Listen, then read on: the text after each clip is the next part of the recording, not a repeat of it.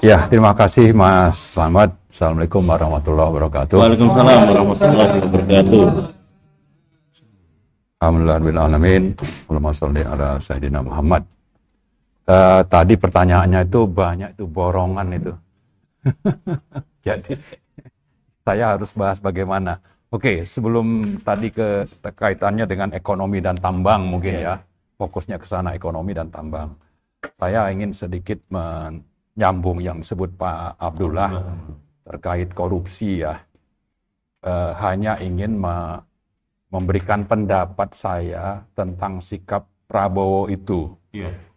Bahwa saya lebih yakin pernyataan-pernyataan tentang korupsi itu lebih kepada retorika, bukan kepada rencana rencana yang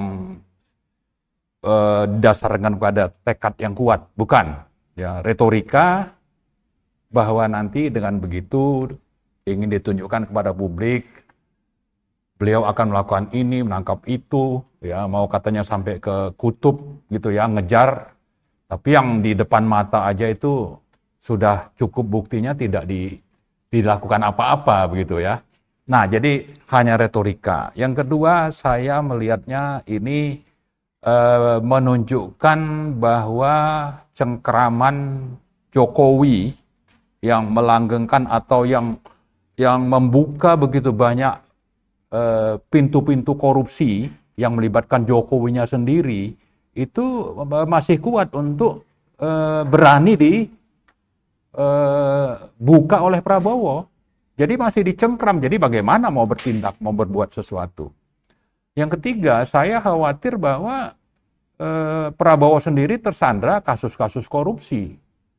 Karena itu ya coba saja misalnya ada yang nantang, Anda mau buka kasus ini, kasus Anda nanti saya buka gitu.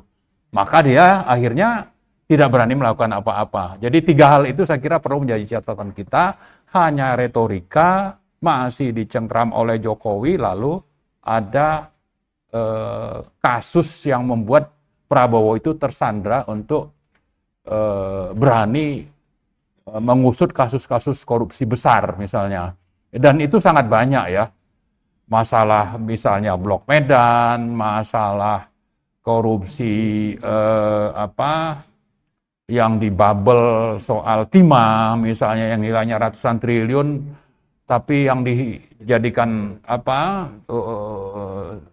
saya kira cuma tumbal aja itu ya. Tumbal juga cuma dihukum 6,5 tahun sementara yang di belakangnya ini siapa misalnya. Ya kan ada penyeludupan nikel misalnya. Orang menengarai ini ada keterlibatan dari Kapolri ya, Sigit misalnya, tapi itu nggak jelas ujungnya seperti apa. Sama juga nikel ini melibatkan misalnya tim suksesnya Jokowi waktu Pilpres. Ini juga tidak jelas kelanjutan. Nah, karena itu saya kira di samping bahwa KPK-nya harus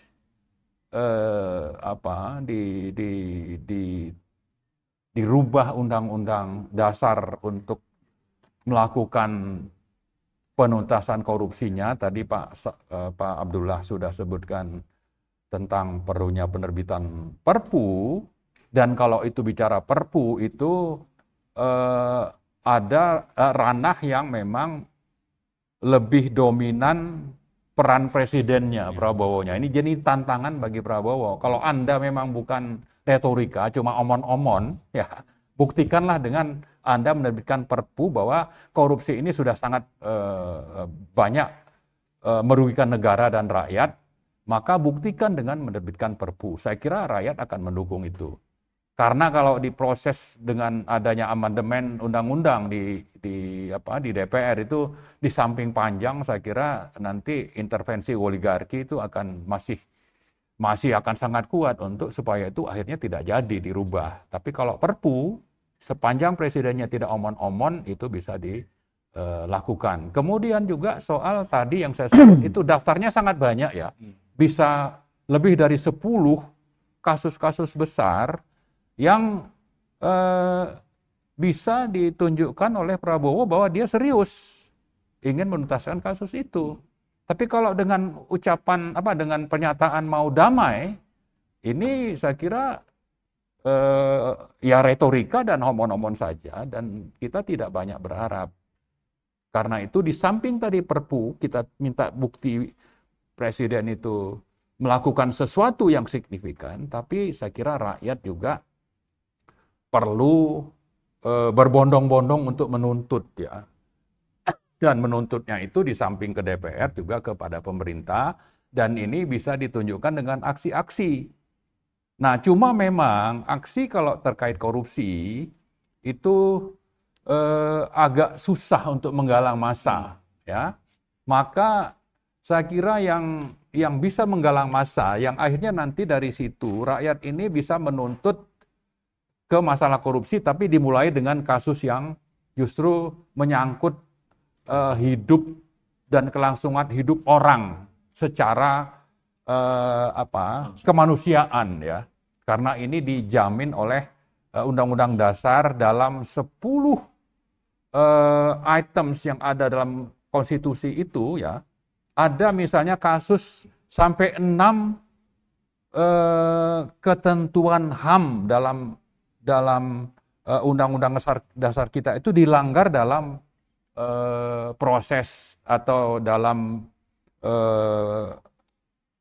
pembentukan atau penetapan dan pelaksanaan PSN PIK 2 dan Rempang. Ya. Ada minimal 6 ketentuan HAM, dan kalau ini sudah seperti ini, sudah waktunya rakyat untuk bangkit melawan. Karena itu, berangkat dari fakta lapangan bahwa di PIK 2 di Tangerang, terutama ada di sekitar 10 kecamatan yang sudah dibebaskan oleh aguan yang didukung oleh aparat, terutama itu aparat keamanan, polisi, dan juga itu atas, saya yakin atas komplotan yang dipimpin oleh Joko Widodo waktu jadi presiden, ya. Itu korbannya sudah sangat banyak.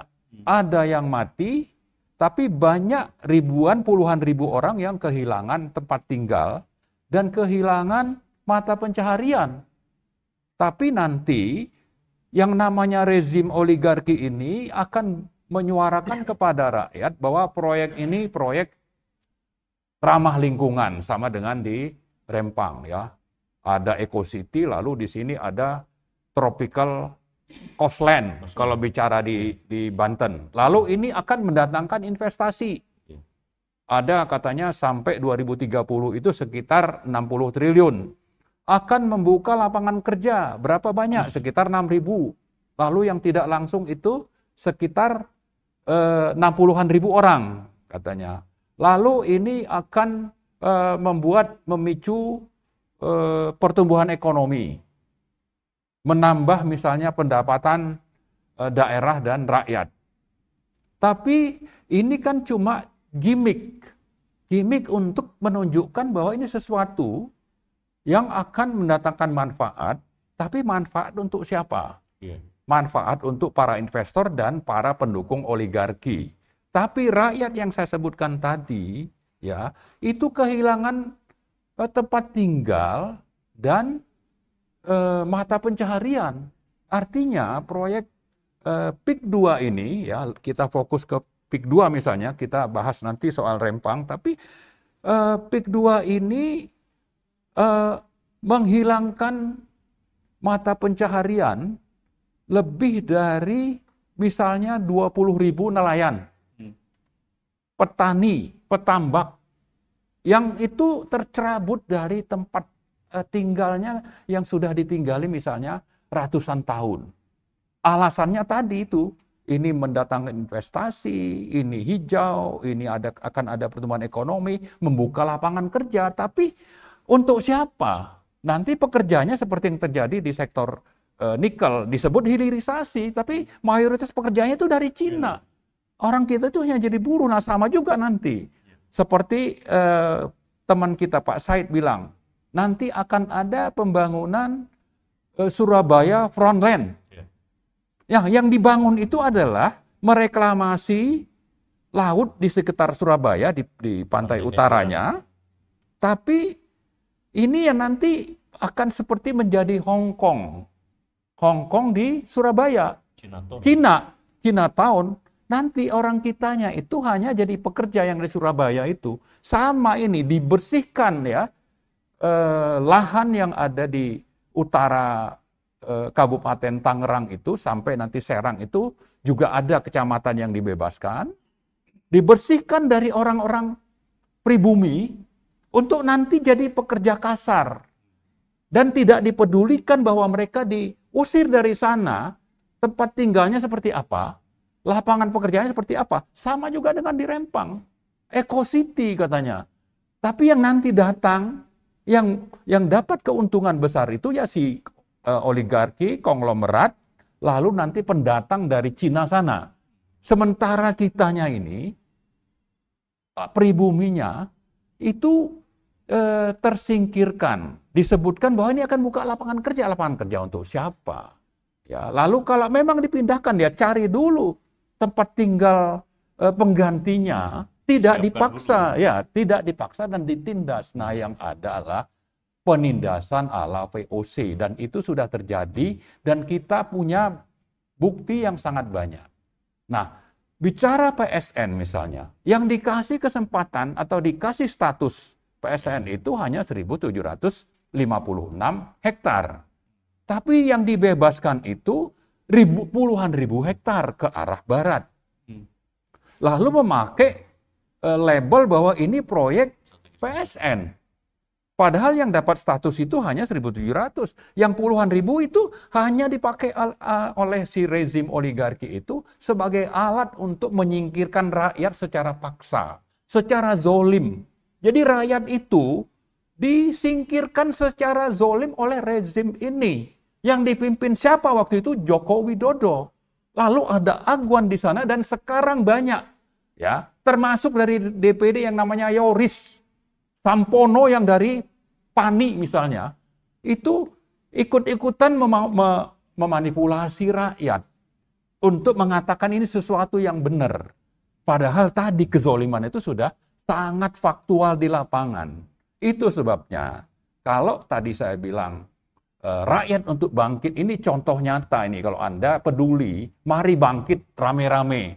Nanti kita akan ada deklarasi perlawanan di tahun depan, mulai dari PIK, dari Tangerang, deklarasi perlawanan terhadap rezim oligarki yang kelihatannya ini masih bercokol, meskipun presidennya sudah berganti. Jadi buktikanlah bahwa Prabowo ini tidak omon-omon. Misalnya, tidak boleh ada negara dalam negara, akan memberantas korupsi, dan ini hanya bisa terjadi kalau ada perlawanan rakyat. Kalau tidak, itu Prabowo hanya omon-omon, buktinya ya seperti itu. Awal pidato pelantikannya begitu menggebu-gebu, tapi lambat laun ke belakang ngomongnya mau ngasih kesempatan damai. Ini apa ini gitu? Nah, kalau ini dibiarkan terus, ya cobalah itu akan terus berlangsung yang namanya bercokolnya rezim oligarki, yang antara lain itu bisa dibuktikan bagaimana misalnya yang jadi menteri itu lebih dari 50% adalah orang-orang Jokowi. Kebijakan Jokowi masih terus berlangsung, ya. Dan saya kira kalau bicara kembali ke masalah korupsi ini tidak akan ada hasil yang akan kita peroleh sepanjang rakyat itu hanya diam saja. Jadi kalau kita pakai istilah state corporate crime, crime itu kriminal. Kriminal itu oleh siapa? Oleh state dan corporate. Siapa ini? Ya pengusaha-pengusaha dan sama pejabat-pejabat pemerintah. Dan pelaku utamanya waktu Jokowi itu jadi presiden ya Jokowi.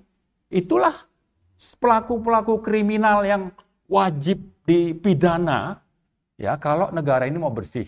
Dan kalau memang Prabowo itu tidak omon-omon, buktikan menghentikan state corporate crime ini yang dipimpin oleh Joko Widodo, dan salah satunya mulailah dengan menangkap misalnya Aguan.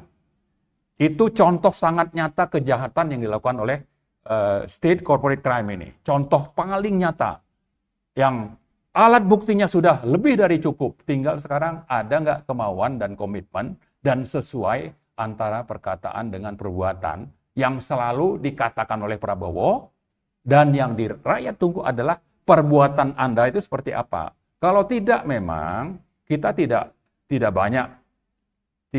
perlu terlalu optimis lah. Kita akhirnya menjadi pesimis. Ini akan sama saja dengan yang sebelumnya. Nah, tapi kita tidak berharap seperti itu, ya. Kita mau Prabowo sebagai jenderal, ya, buktikanlah bahwa Anda itu adalah prajurit Sapta Marga yang setia dengan sumpah Sapta Marga itu, ya. Jangan hanya omon-omon, tapi buktikan dengan tindakan nyata dan hentikan sepak terjang oligarki yang sudah sangat kata kunci yang mungkin bisa kita pakai sebagai alat untuk bersikap. Ya, salah satu yang penting itu adalah tadi Mas Slamet sudah sebutkan state corporate crime. Jadi kejahatan kriminal oleh yang berkuasa dan yang berbisnis. Yang kalau kita pakai istilah yang sudah semakin sering kita gunakan itu adalah oligarki. Oligarki ini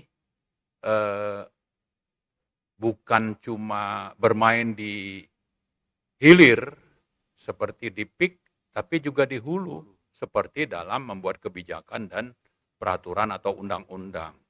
Salah satu misalnya yang fenomenal adalah tentang Undang-Undang Cipta Kerja. Bagaimana oligarki berperan. Waktu kita lihat daftar ya, jadi undang-undang itu kalau mau dibentuk ada orang dari pemerintah, ada dari DPR, tapi juga ada pengusaha dalam menyusun itu dari perencanaan pembentukan undang-undang itu. Nah, itu sangat banyak oligarkinya, pengusahanya yang terlibat. Maka tidak heran ya bahwa meskipun undang-undang atau bukan, saya kira udah jadi undang-undang ya, itu diputuskan oleh MK, ini harus diperbaiki dalam 2 tahun karena banyak melanggar konstitusi. Itu oleh oligarki ini diabaikan. Jadi proses di DPR menghasilkan undang-undang yang bermasalah, ditemukan di MK bahwa ini banyak yang harus dirubah, harus diperbaiki, tapi oleh rezim oligarki itu tidak menunggu 2 tahun diterbitkan Perpu. Sehingga misalnya kalau salah satu contoh uang negara yang hilang itu adalah bahwa batu bara itu bukan barang yang kena pajak. Sehingga negara kehilangan pendapatan sekitar 150 triliun. Ini lebih besar dibanding misalnya kita bicara perubahan PPN dari 11 ke 12 itu hanya menghasilkan sekitar 80 triliun. Ya, jadi ini sebagai contoh bagaimana oligarki itu mencengkram bukan cuma dari sisi ekonomi, juga dari politik sampai ke semua aspek kehidupan kita. Nah, karena itu kita mengingatkan Pak Prabowo, meskipun dia bagian dari oligarki sebelumnya, yaitu menjadi menteri dari kabinet